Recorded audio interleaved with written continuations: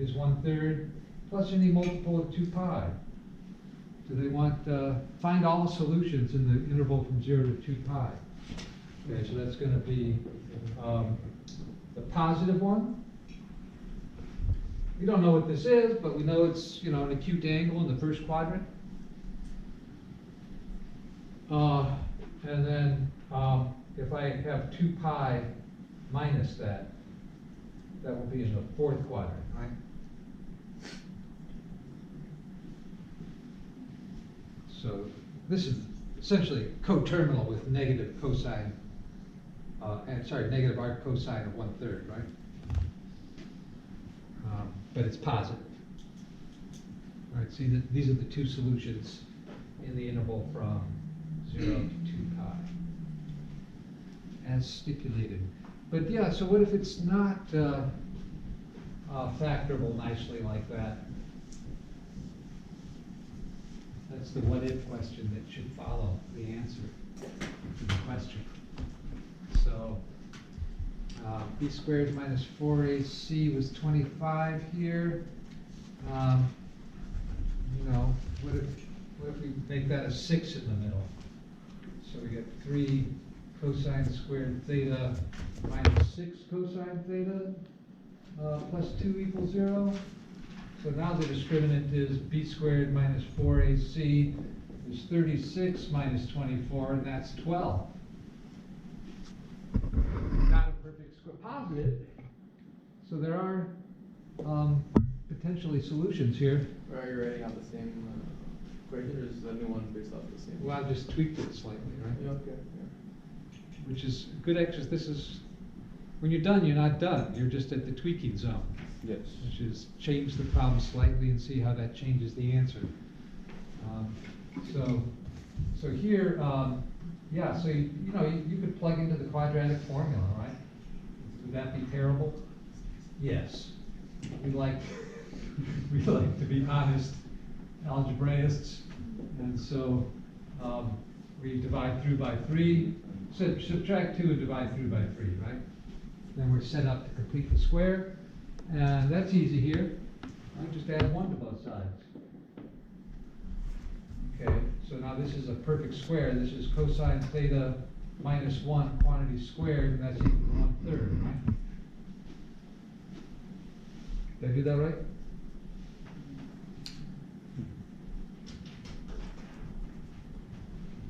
So that's going to mean cosine theta minus 1 is plus or minus √3 over 3. And add 1. Do we get a legal value for cosine? Are these both legal, or is one not legal? One's not legal. Yeah, if I add something to 1, I'm going to get something bigger than 1. So I don't want that. I just want the one that's less than 1. So then theta will be plus or minus, right? The angle whose cosine is 1 minus √3 over 3, plus any multiple of 2 pi. Anything coterminal with those is also good. And if you want the 2 positive ones, you'll do the same thing, right? Say I have just the angle whose cosine is 1 minus √3 over 3. That's an acute angle in the first quadrant. If I take the negative of that, I have something in the fourth quadrant. If I add 2 pi, I'm back in the fourth quadrant, but with a positive angle, right? So you end up with, you know, just slightly more complicated because it involves a radical, but it's the same basic idea, right? How about cosine 3x is a cubic polynomial in cosine x? What does that mean? Wait, which one? Well, so cubic polynomial in cosine x would look like this, right? A times cosine cubed x plus b times cosine squared x plus c times cosine x plus d equals 0, right? So there's, well, I mean equals 0. No, I mean equals. Yeah, this is a cubic polynomial in cosine, right? That's what that means. So cosine 3x, well, I would write it as 2x plus x, right? And you're going to get cosine 2x cosine x minus sine 2x sine x. How are we doing?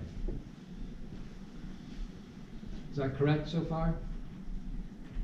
Just the addition identity for cosine, right?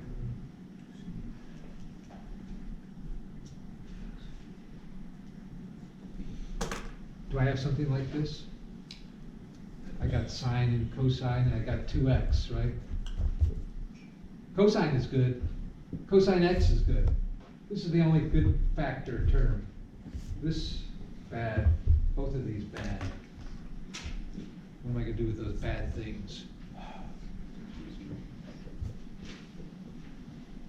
Well, what can I do with cosine 2x? There's a double angle identity. 1 cosine squared x. Cosine squared. Cosine squared minus sine squared. Sine squared is 1 minus cosine squared, so you get a double negative, and the cosine squared doubles up. Yeah, so you get twice cosine squared x minus 1, is that right? So that's good for that first term, because now I'm going to get, a cubic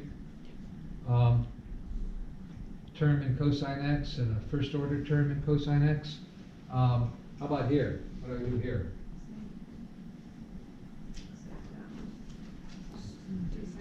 There's only one identity for sine, right? That would be 2 sine. 2 sine x cosine x, right?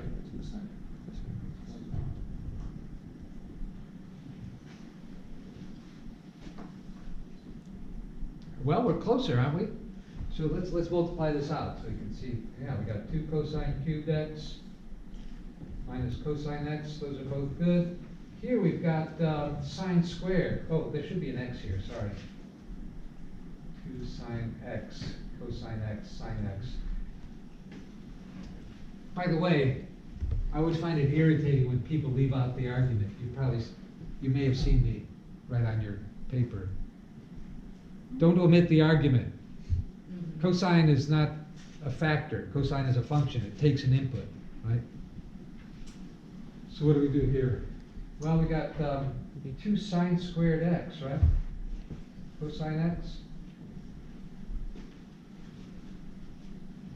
If only we had some way of expressing sine squared in terms of cosine. Then we'd be set. One minus cosine. 1 minus cosine squared. Right? Yeah. So are we there? Getting there. 1 minus cosine squared x, cosine x. Yeah, okay, so 2 else. So what happens here? Oh, I think I screwed up here. Did you see where I screwed up? Isn't it the sine x factor? From here to here? Yeah, that was bad. I don't know. Oh, I So can. everything's gonna turn out wrong. Oh, you kept yours? Yeah. Okay, now it's better. So that. Oh wait, it doesn't multiply. So that is fine. So I get a positive 2 cosine cubed. So I got 2 terms, both 2 cosine cubed. I can combine those, right? So this comes out to 4 cosine cubed. I think we've done this before. And then minus what? No. 3 cosine x, like that? Wait, we're gonna 4 cosine, we're gonna Yeah, so I've got a double negative, right? So you distributed that. So the negative 2 times the negative cosine cubed is a positive 2 cosine cubed. So I got 2 terms which are both 2 cosine cubed.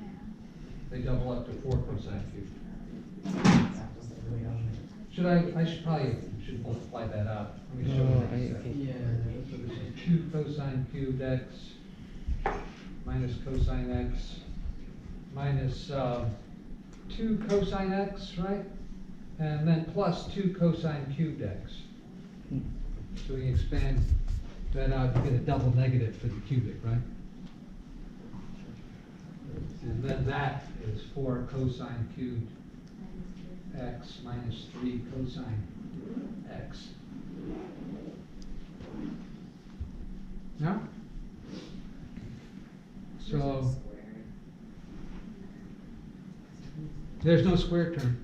but that's okay. Yeah, that's because fine, they're- yeah, right, yeah, so B is 0, right? A is 4, C And then is there's no negative 3, constant. and D is 0, right? So those are your integer coefficients. So if there are rational zeros, yeah. Yeah, so I guess we're out of time, but, so I guess, you know, I did put in a few polar coordinate things. In polar coordinates, you know, you kind of work on a circle radius r, and you say you've got, an angle theta, so this is the point, r cosine theta, r sine theta, and that's x and y, right? That's the relationship between rectangular, so the polar coordinates are r theta. So if I know how far I am from the origin and what angle that distance makes with the polar axis, I can specify